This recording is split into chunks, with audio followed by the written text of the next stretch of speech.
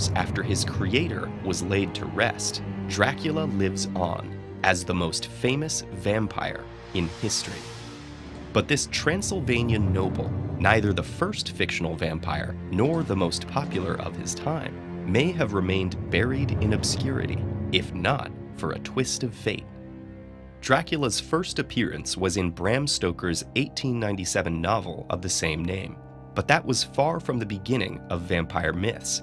Blood-sucking monsters had already been part of folklore for at least 800 years.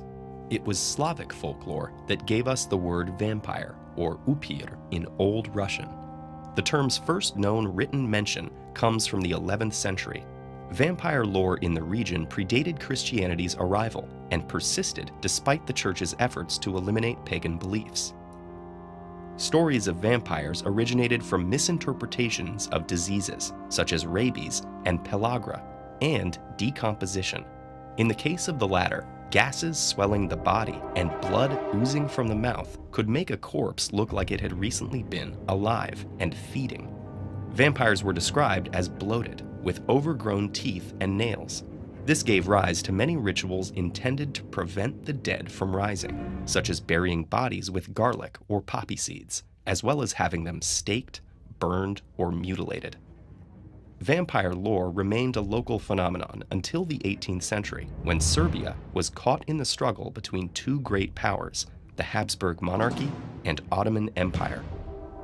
Austrian soldiers and government officials observed and documented the strange local burial rituals, and their reports became widely publicized. The resulting vampire hysteria got so out of hand that in 1755, the Austrian empress was forced to dispatch her personal physician. He investigated and put an end to the rumors by publishing a thorough scientific refutation. The panic subsided, but the vampire had already taken root in Western Europe's imagination, spawning works like The Vampire in 1819 and Joseph Sheridan Le Fanu's Carmilla in 1872. This book would greatly influence a young Irish drama critic named Bram Stoker. Stoker, who was born in Dublin in 1847, was famously bedridden with an unknown illness until the age of 7. During that time, his mother told him folk tales and true tales of horror, including her experiences during an outbreak of cholera in 1832. There, she described victims buried alive in mass graves. Later in his life, Stoker went on to write fantasy, romance, adventure stories, and in 1897, Dracula.